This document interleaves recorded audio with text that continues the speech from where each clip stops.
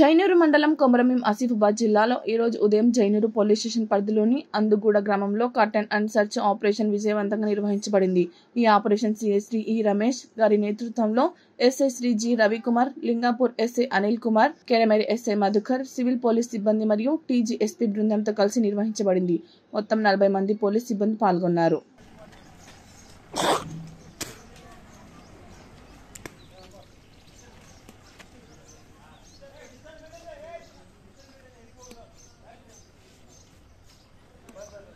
దూరం